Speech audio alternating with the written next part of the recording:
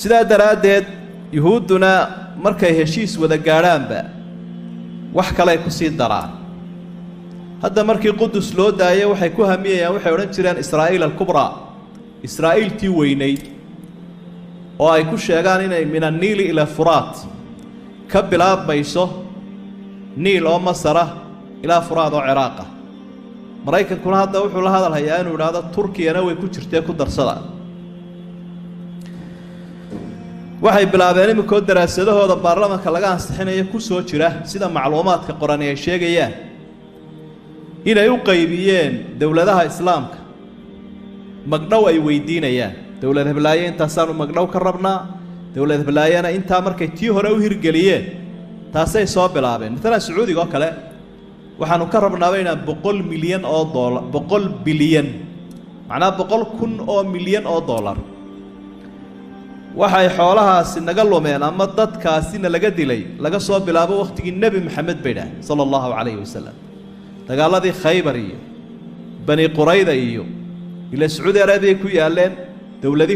dowladihiinuna waa isku mid.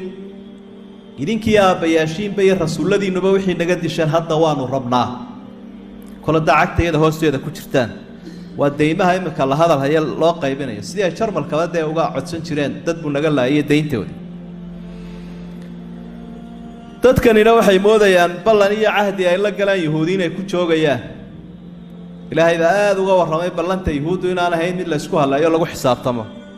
aw kullamaa caahaduu cahda nabadahu fariiqun minhum bal aktaruhum laa yu'minuun.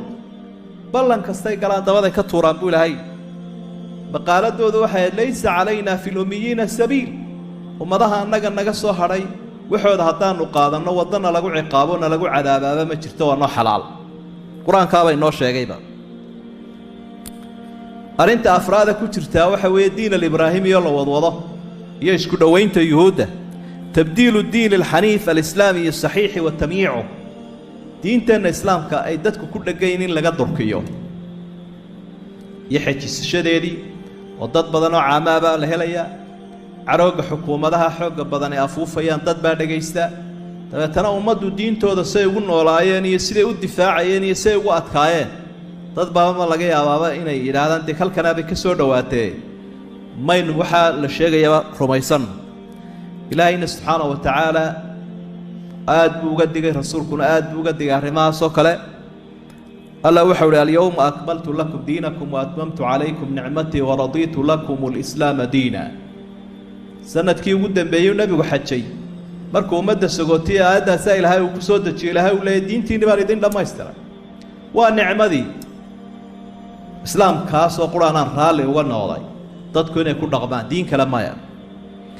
nebi ibraahim oo ay ka been abuurteenna ilaahay arrinkiisa uu ka warramo. wuxuu uhi maa kaana ibraahiimu yahuudiyan walaa nasraaniyan walaakin kaana xaniifan musliman wamaa kaana min almushrikiin. waxba yay ku xoqanin gaaladu nebi ibraahim. mushrigna mu ahayn, yuhuudina mu ahayn, muslim buu ahaa xaniif oo diinta islaamka dadka ku horkacaya.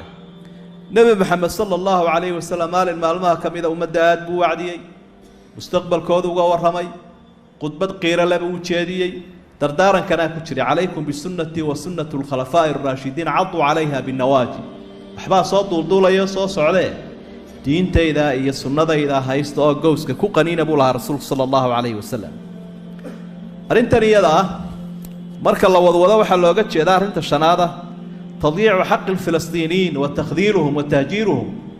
ummaddii walaalaheen ahaa ee dalkaa deganaa ee muqadasaadka muslimiinta u ilaalinaya falastiin ee shalayta laga qabsaday meesha muddo kooban oo sannada iminka laga joogo 10 sannadood, in meeshaba laga dareeriyo, guryahoodiina la dumiyo, takhdiilna lagu sameeyo la hoojiyo.